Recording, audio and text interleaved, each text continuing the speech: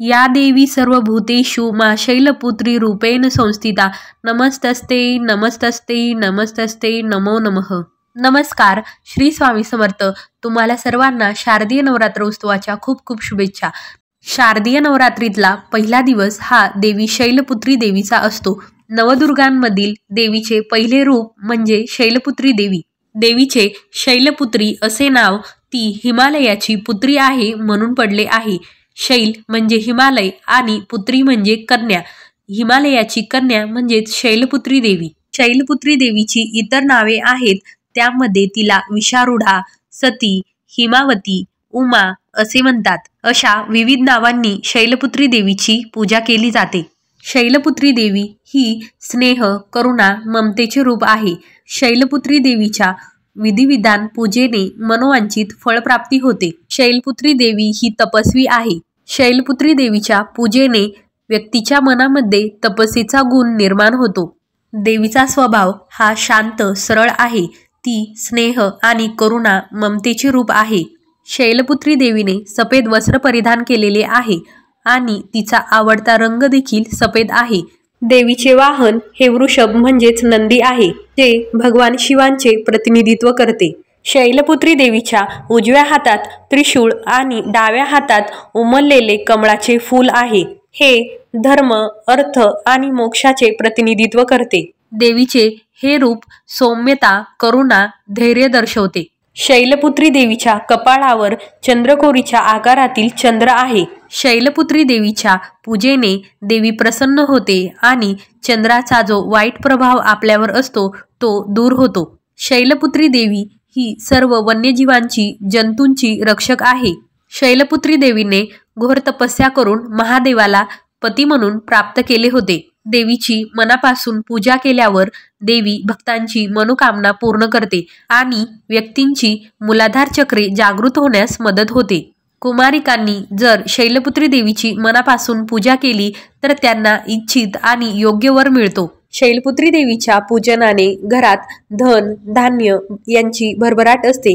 घरात धान्याची कमतरता होत नाही। शैलपुत्री देवीच्या या रूपाला जीवनात स्थिरता आणि दृढतेचे प्रतीक मानतात। देवीच्या पूजेने विविध सिद्धी प्राप्त होतात। शैलपुत्री देवी ही नवदुर्गेचे रूप आहे आणि नवरात्रीच्या पहिल्या दिवशी नवदुर्गेचे पहिले रूप आपल्या घरात येत असते। त्यामुळे शैलपुत्री देवीची विधिविधान पूजा करणे हे देखील खूप महत्त्वाचे असते। आपण नवरात्रामध्ये घटस्थापना करत असतो। प्रत्येक दिवशी आपण देवीची सेवा देखील करत असतो। प्रत्येक दिवशी देवीच्या त्या रूपाची पण सेवा केली पाहिजे आणि विधिविधान पूजा देखील केली पाहिजे। शैलपुत्री देवीची पूजा करताना देवीला सफेद रंगाच्या वस्तू खूप आवडतात।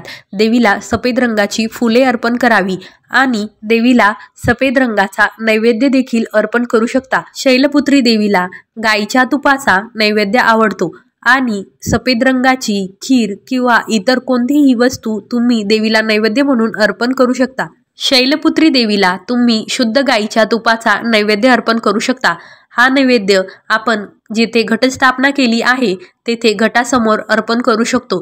शैलपुत्री देवीच्या रूपात आपण घटाची पूजा करायची आहे। देवीला 11 विड्याच्या पानांची माळ आणि या व्यतिरिक्त पिवळ्या फुलांची माळ देखील आपण अर्पण करू शकतो। या पिवळ्या फुलांमध्ये शेवंती, सोनचाफा अशा फुलांची आपण माळ अर्पण करू शकतो। शैलपुत्री देवीचा मंत्र आहे ओम देवी शैलपुत्रे नमः। या मंत्राचा 108 वेळेस आपण जप देखील करू शकतो।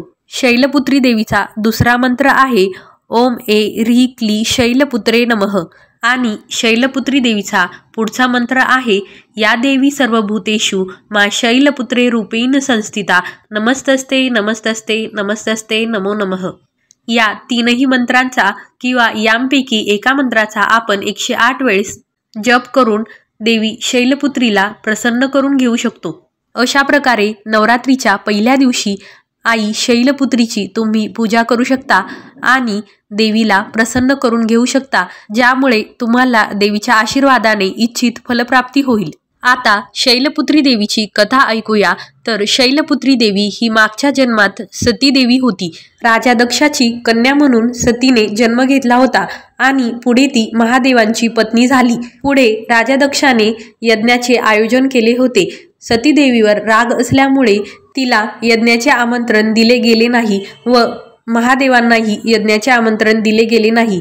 सती देवीने यज्ञाला जाण्याची इच्छा प्रगट केली तेव्हा भगवान शिवांनी तिला समजावले, परंतु सती देवीने त्यांचे ऐकले नाही आणि तरीही ती यज्ञासाठी दक्षाच्या घरी यज्ञासाठी गेली. परंतु तेथे तिचा अपमान झाला. तिच्याशी कोणीही बोलले नाही. तिचे परिजनही तिच्याशी बोलले नाही आणि सती देवीचा तेथे अपमान झाला आणि तेथे भगवान शिवांचा अपमान केल्या गेल्यामुळे तिने असे म्हटले की ज्यांच्यामुळे मला हा देह मिळाला आहे ते माझ्या आराध्याचे, माझ्या भगवान शिवशंकरांचे अपमान करत आहे, तर मला हा देह ठेवण्याचा काही अधिकार नाही, असे म्हणून तिने यज्ञाच्या अग्नीमध्ये उडी घेतली. यामुळे भगवान शिवशंकर क्रोधित झाले आणि त्यांनी यज्ञ उद्ध्वस्त केला. त्यानंतर सती देवीने हिमालयाची पुत्री म्हणून जन्म घेतला. तीच शैलपुत्री देवी म्हणजेच हिमालयाची कन्या. शैलपुत्री देवी ही वृषभावर म्हणजेच नंदीवर स्वार होऊन संपूर्ण हिमालयावर राज्य करत आहे आणि हिमालयाच्या वन्यजीवांची, जीवजंतूंची ती रक्षक आहे. शैलपुत्री देवीला मूळचक्राची किंवा मूलाधाराची देवी म्हणून ओळखले जाते. हिमालयाचा राजा हिमावत याची ती कन्या असल्यामुळे तिला हिमवती असेही म्हणतात. शैलपुत्री देवी ही धैर्य, अर्थ, मोक्ष यांचे प्रतीक आहे. अशा प्रकारे देवी शैलपुत्रीची ही कथा होती. शारदीय नवरात्राचा पहिला दिवस हा शैलपुत्री देवीचा दिवस असतो आणि शैलपुत्री देवी ही नवदुर्गेचे पहिले रूप आहे. या दिवशी तुम्ही शैलपुत्री देवीची पूजा करू शकता आणि देवीला प्रसन्न करून घेऊ शकता. हा व्हिडिओ तुम्हाला आवडला असेल तर व्हिडिओला लाईक करा आणि नवरात्रीच्या सर्व दिवसांची अशीच माहिती मिळवण्यासाठी आपल्या मी इगतपुरीची या चॅनलला सबस्क्राईब करून ठेवा. व्हिडिओ बघितल्याबद्दल धन्यवाद. अवधूत चिंतन. श्री गुरुदेव दत्त. श्री स्वामी समर्थ. श्री दुर्गा देवे नमः.